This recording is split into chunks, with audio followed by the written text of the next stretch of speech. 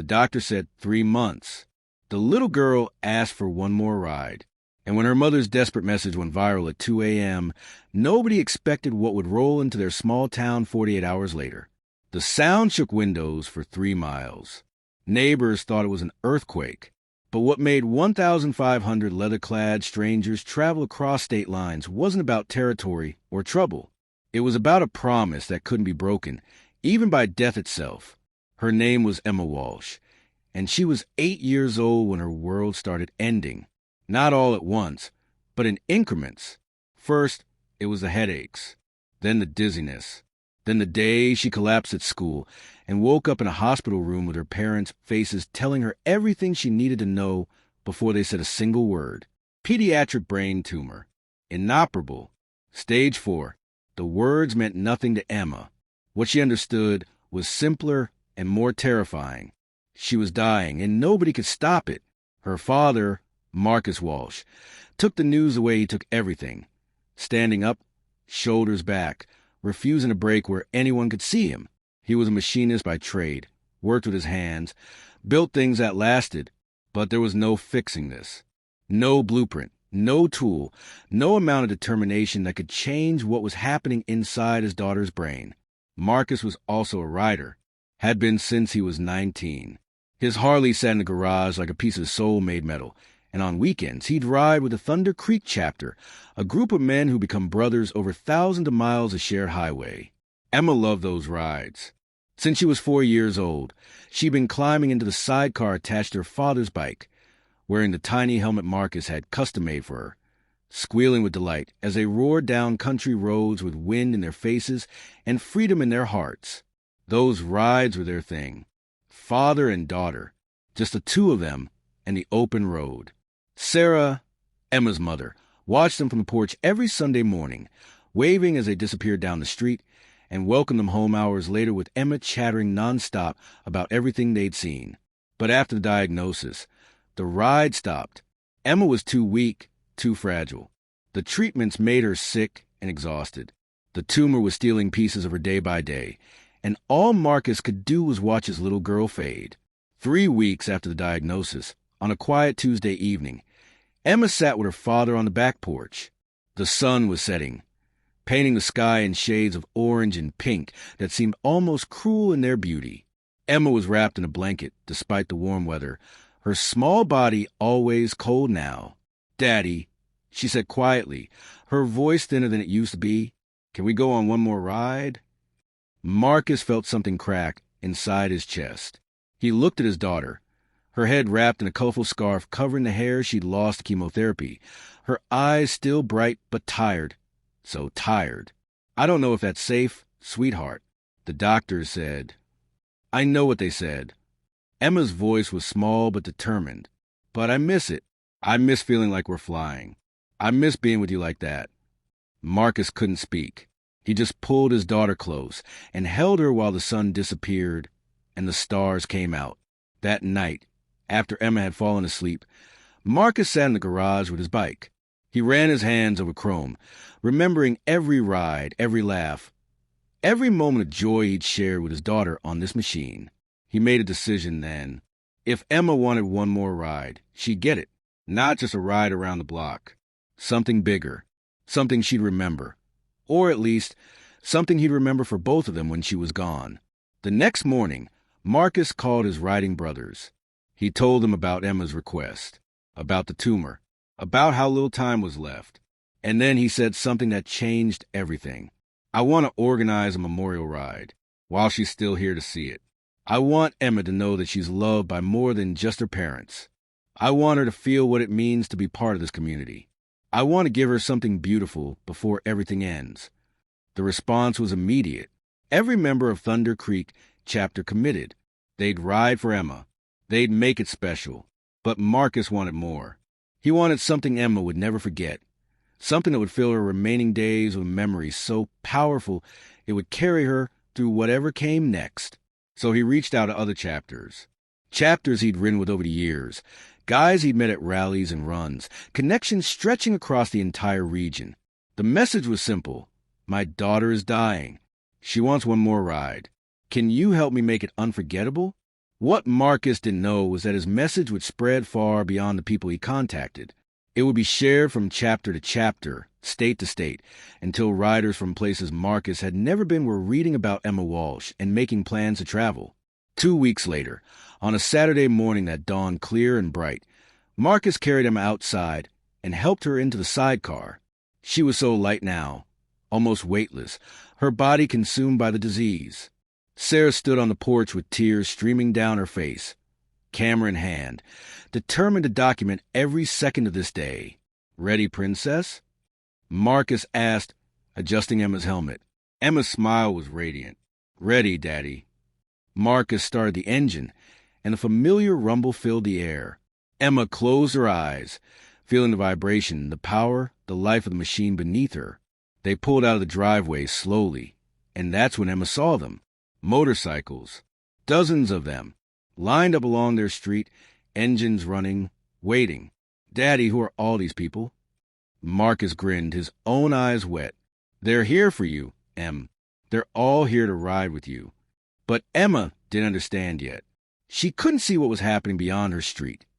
Couldn't see the hundreds of additional bikes converging from every direction. Couldn't see that her father's simple request had become something that transcended anything he'd imagined. As Marcus pulled onto the main road with Emma beside him, the escort formed. 20 bikes became 50. 50 became 100. They came from side streets and parking lots, emerging like a river of chrome and leather, all following the same purpose. Emma stared in wonder as the group grew. She'd never seen so many motorcycles in her life. The sound was overwhelming, a symphony of engines that vibrated in her chest and made her feel alive in a way she hadn't felt in weeks. They rode through town, and people stopped to watch. Some waved. Others stood with hands over hearts.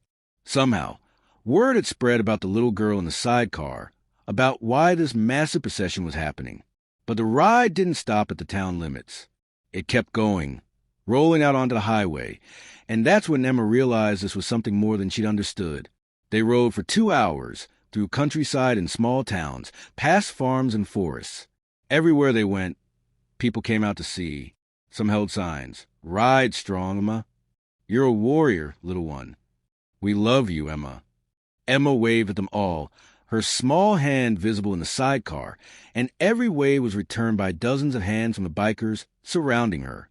At one point, Marcus pulled over at a rest stop, and Emma needed help getting out of the sidecar. Her legs were weak, her body exhausted from the ride, but her face glowed with a happiness Marcus hadn't seen since before the diagnosis. A woman from the Texas chapter approached carefully. Her name was Rita, and she'd ridden 11 hours to be here. She knelt down to Emma's level. "Hi, sweetheart. I brought you something." She held out a leather vest, child size, with patches from dozens of chapters sewn onto it. "This is from all of us. You're part of the family now." Emma's eyes went wide as Marcus helped her put it on. The vest was covered in patches from places she'd never heard of: California, Nevada, Montana, Florida. "All these people sent patches for me?" Rita nodded.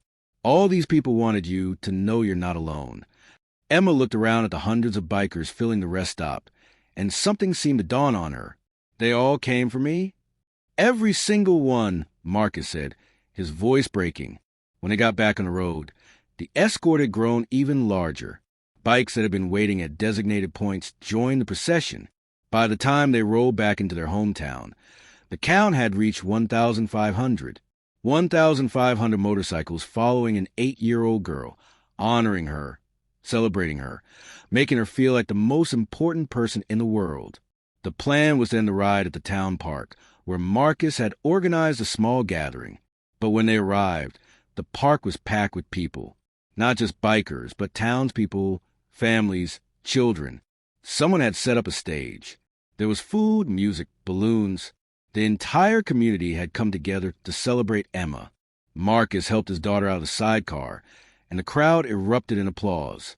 Emma stood there, overwhelmed, holding her father's hand, trying to understand how all of this was for her.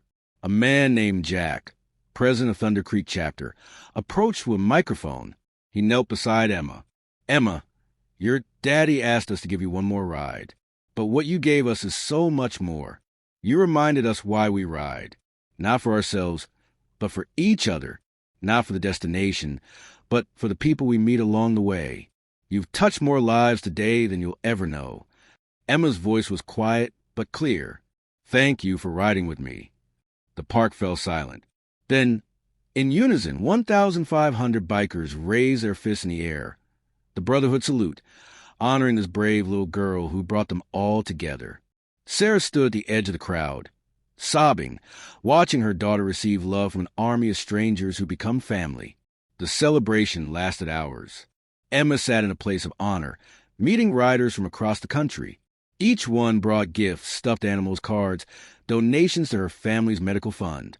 One elderly biker, a man named Frank who'd ridden from Oregon, presented Emma with a custom-painted helmet, pink with butterflies, her name airbrushed across the back. For your next ride, princess, he said gently. Everyone knew there might not be a next ride, but nobody said it. Today was about hope, about joy, about making one little girl feel like the world was full of love instead of endings. As the sun began to set, Emma grew tired. Marcus could see the exhaustion taking over, could see his daughter fading. Daddy, can we go home now? Marcus lifted her carefully, holding her against his chest. Of course, baby. But before they could leave, something unexpected happened. The crowd began to sing. Not Happy Birthday or any traditional song. They sang Amazing Grace, their voices rough and imperfect, but filled with emotion. 1,500 bikers, hardened men and women, who lived lives most people didn't understand, sang for a dying child. And when the song ended, there wasn't a dry eye in the park. Marcus carried Emma to the bike, placed her gently in the sidecar, and drove home escorted by the same 1,500 riders who'd made this day possible. When they reached the house, the bikes didn't leave immediately. They lined the street, engines off, riders standing silently as Marcus carried his daughter inside. It was Rita who started it. She placed a single flower on Marcus's porch steps. Then another biker did the same. And another. Within minutes, the porch was covered in flowers, notes, and small tokens of love from strangers who'd been changed by one little girl's courage. Emma Walsh died 6 weeks later, peacefully at home, surrounded by her parents and the photos from that incredible day. Her last words to her father were, "That was the best ride ever, Daddy." The funeral was attended by over 800 bikers. They came from the same places they'd come from for the ride, honoring Emma one final time. The processional to the cemetery stretched for miles, a river chrome and leather moving slowly, respectfully, saying goodbye to a little girl who'd reminded them all what really mattered. Marcus stood at the gravesite with Sarah beside him, watching as rider after rider paid their respects. Many of them had never met Emma before that day in the park, but all of them had been touched by her story, by her bravery, by the reminder that life is precious and promises matter. Jack approached Marcus after the service. "Your daughter changed us, brother. Every single person who rode that day will carry her with them forever." Marcus nodded, unable to speak, holding the pink butterfly helmet Frank had given Emma, the one she clutched during those final weeks, the one that reminded her she was loved by an army. Years later, Marcus still rides. Every Sunday, just like before.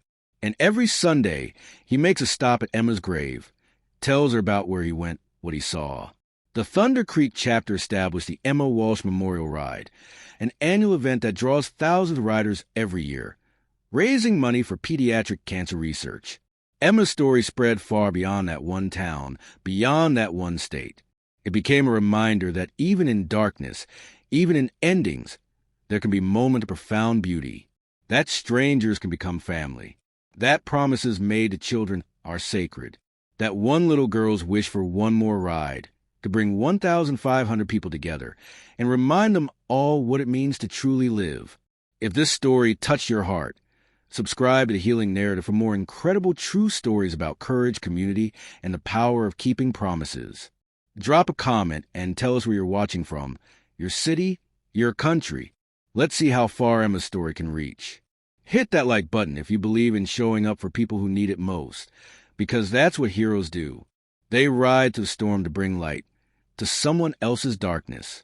Share this with someone who needs to remember that the world is still full of good people doing extraordinary things.